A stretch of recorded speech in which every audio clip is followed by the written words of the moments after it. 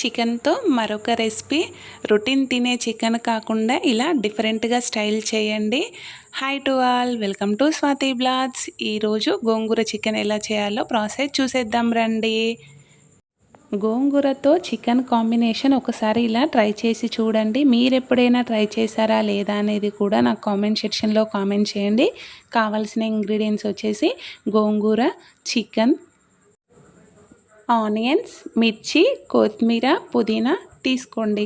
ఒక ప్యాన్ పెట్టుకొని 1 టేబుల్ స్పూన్ల ఆయిల్ వేసి ఆయిల్ అనేది హీట్ అయిన తర్వాత కొద్దిగా గోంగూర వేయండి. మనకి చికెన్కి తగ్గట్టు గోంగూర వేయండి. బాగా పుల్లగా ఉంటుందండి గోంగూర, కొంచెమే వేయండి. ఇలా గోంగూర వేసి మొత్తం కలబెట్టండి ఒకసారి. ఇలా కంటిన్యూస్ కలపడం ద్వారా మనకి గోంగూర అనేది దగ్గర పడుతుంది. ఇలా మొత్తం కలిసేలాగా కలుపుకోవాలి.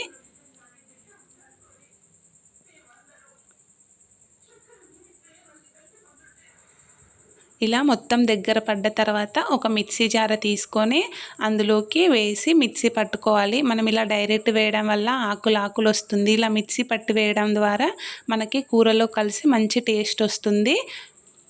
ఇలా మిక్సీ పట్టుకున్నాను మొత్తం. అదే ప్యాన్ పెట్టుకొని ఇక్కడ నేను 2 టేబుల్ స్పూన్ల ఆయిల్ వేస్తున్నాను. ఆయిల్ అనేది బాగా హీట్ కావాలి, అప్పుడే మనకి టేస్ట్ అనేది బాగా వస్తుంది. ఆయిల్ హీట్ కాక ముందుకు ఏం వేయకండి. ఆయిల్ ఇలా హీట్ అయిన తర్వాత పచ్చిమిర్చి వేసాను నేను. పచ్చిమిర్చి ఫ్రై అయిన తర్వాత ఇలా ఆనియన్స్ వేస్తున్నాను. ఆనియన్స్, పచ్చిమిర్చి అనేది కొంచెం గోల్డెన్ కలర్ రావాలి. వచ్చిన తర్వాత పుదీనా వేస్తున్నాను. ఇక్కడ పుదీనా ఫ్రై అయిన తర్వాత 1 టేబుల్ స్పూన్ల అల్లం వేసి పచ్చివాసన పోయేదాకా కలబెట్టుకోండి.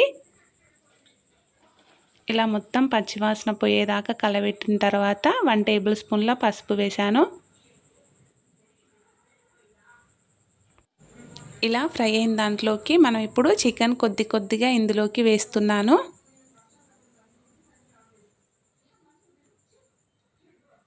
ఇలా మొత్తం చికెన్ వేసిన తర్వాత మనం ఆ గ్రేవీ అనేది చికెన్కి పట్టేలాగా కలుపుకోండి.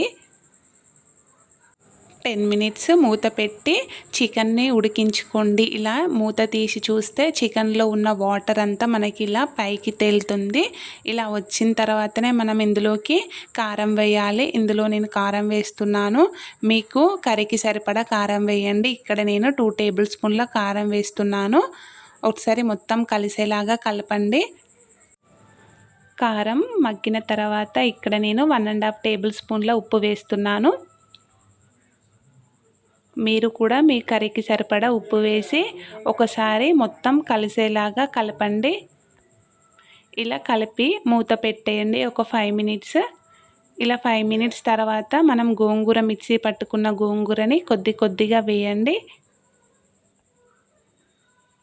కొద్దిగా వేసి ఇందులో గ్రేవీకి కలిసేలాగా మొత్తం ఒకసారి కలుపుకోండి. అప్పుడు మనకి మంచి టేస్ట్ వస్తుంది. చికెన్ అనేది మనకి ఒక 70% ఉడికింది. చికెన్తో మరిన్ని డిఫరెంట్ రెసిపీస్ కావాలి అంటే నాకు కామెంట్ సెక్షన్లో కామెంట్ చేయండి. ఇందులోకి 1 టేబుల్ స్పూన్ల ధనియాల పొడి వేస్తున్నాను. 1 టేబుల్ స్పూన్ల గరం మసాలా వేస్తున్నాను. గరం మసాలా లేకుంటుంటే మీరు చికెన్ మసాలా కూడా వేసుకోవచ్చు. ఆచి చికెన్ మసాలా బాగుంటుంది. అలాగే ఇందులోకి కొత్తిమీర వేయండి. కొత్తిమీర వేసి ఒక 2 మినిట్స్ ఉడకనివ్వండి. అంతే, మన గోంగూర చికెన్ రెడీ.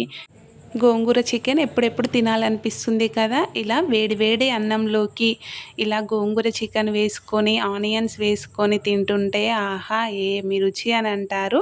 ఒకసారి ఇలా ట్రై చేసి చూడండి. నచ్చితే లైక్ చేయండి, షేర్ చేయండి, సబ్స్క్రైబ్ చేయండి.